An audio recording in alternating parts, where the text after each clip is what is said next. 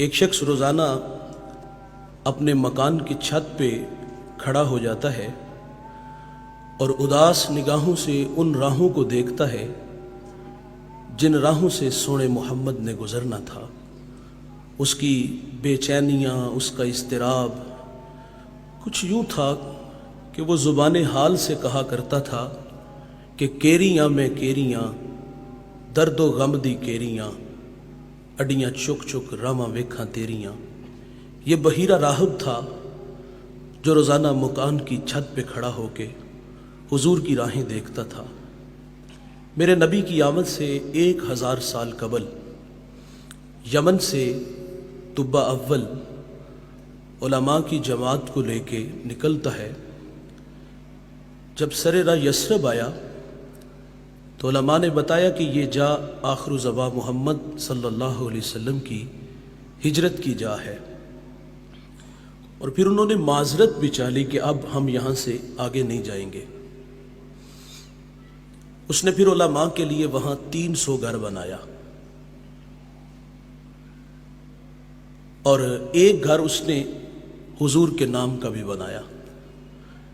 دوستو، جو گھر حضور کے نام کا بنا وہ بڑی عقیدت سے بنا، وہ بڑی محبت سے بنا، اور پھر وہ کسی عام شخص کے حوالے نہیں کیا گیا، بلکہ علماء کی جماعت میں جو بڑے عالم تھے شامون، وہ گھر ان کے سپرد کیا گیا۔ اور پھر احساس ذمہ داریاں طبہ کو کھینچ کے واپس یمن لے جاتی ہیں۔ گزرتے حضور کے نام ایک خط لکھا، اور اس خط کی تحریر بڑی میٹھی تھی کہ میں طبہ اول آپ پر ایمان لاتا ہوں، آپ پر اترنے والی کتاب کی تصدیق کرتا ہوں۔ حضور، میں آپ کا سب سے پہلا امتی ہوں، اور مجھے بروز حشر اپنے غلاموں میں شمار فرمائیے گا۔ خط لکھا، شامون کو دیا، اور اتنا کہہ کے گزر گیا کہ میرے پہ ایک مہربانی کرنا کہ اگر حضور میری زندگی میں تشریف لے آئیں تو مجھے ان کے آنے کی خبر دینا، اور اگر وہ میری زندگی میں تشریف نہ لا سکے تو یہ خط سنبھال لو، اس کو آگے نسلوں میں منتقل کر دینا۔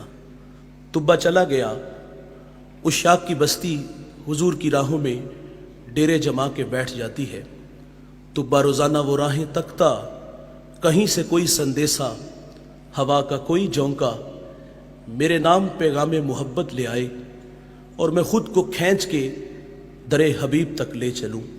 یاد رسول میں، ہجر رسول میں تڑپ تڑپ کے طبہ جان دے دیتا ہے۔ اس شاخ کی بستی حضور کی راہوں میں پل کے بچھائی بیٹھی ہے۔ بھائی جان، پھر 1000 سال کا طویل زمانہ بیت جاتا ہے۔ میرے نبی دنیا میں تشریف لے آتے ہیں۔ مکہ المکرمہ میں 53 سال گزارے۔ اللہ کا حکم آیا کہ اب آپ ہجرت کر کے مدینہ تشریف لے جائیے۔ حضور مدینہ تشریف لے آئے، اور وہ خط جو 1000 سال پہلے حضور کے نام لکھا گیا تھا، مدینہ میں جس شخصیت تک پہنچا، وہ مدینے کا بڑا معتبر صحابی ہے۔ ان کا نام لے تو زبان میٹھی ہوتی ہے۔ ان کا شرف، ان کا اعزاز، ان کا فخر ہے۔ انہیں حضور کی میزبانی کا بھی اعزاز ملا ہے۔ اس شخصیت کا نام حضرت ابو ایوب انصاری رضی اللہ تعالی عنہ ہے۔ مشاورت سے یہ بات طے پائی کہ حضور مدینہ تشریف لائیں تو سب سے پہلے وہ خط جو حضور کے نام 1000 سال پہلے طبہ نے لکھا تھا، وہ حضور کی خدمت میں پیش کیا جائے۔ اس کے لیے ابو لیلہ کا انتخاب کیا گیا۔ میرے نبی تشریف لے آتے ہیں، ابو لیلہ سامنے کھڑے ہیں۔ یہ منظر بڑا خوبصورت ہے۔ آقا ابو لیلہ کو دیکھ کے فرماتے ہیں، کیا آپ ابو لیلہ ہو؟ قال نعم، جی میں ابو لیلہ ہوں، لیکن یہ تو بتائیں کہ آپ کو کس نے بتایا؟ فرمایا، جس اللہ نے مجھے نبی بنایا۔ پھر میرے محبوب وہ محبت کی کہانی چھیڑتے ہیں کہ میری راہوں میں ایک دیوانہ میرے نام پیار چھوڑ گیا تھا، تو رسول اللہ فرماتے ہیں، مجھے طبہ کا خط دے دو۔ بھائی جان، طبہ بھی حضور کی راہوں میں ہے، بحیرہ راہب بھی حضور کی راہوں میں ہے، اس شاخ کی بستی بھی حضور کی راہوں میں ہے۔ اللہ کے خلیل اللہ کا گھر بنا کے کہتے ہیں، ربنا وابعث فیہم رسولا، دیکھ اللہ تیرا بابرکت گھر تعمیر ہو گیا، اب تو اس پیارے رسول کو بھیج دے۔ سوال ہے دوستو مجھے بتائیے گا، کیا ہمیں تہجد کے وقت اٹھنا پڑا، ٹھنڈے پانی سے وضو بنانا پڑا، مصلی بچھانا پڑا، پیشانی جھکانا پڑی، منت سماجی کرنا پڑی؟ نہیں دوست، ہم سوئے تھے۔ میرے حضرت فرماتے بخت سولہ نکلا، باد صبا کے جھونکوں نے پیغام دیا، مدینے سے ٹھنڈی ہواؤں نے سندیسے دیے، آنکھ کھلتی ہے تو ماحول کی تازگی بتا دیتی ہے، مبارک ہو کہ تم محمد کے غلام بن کر آ رہے ہو۔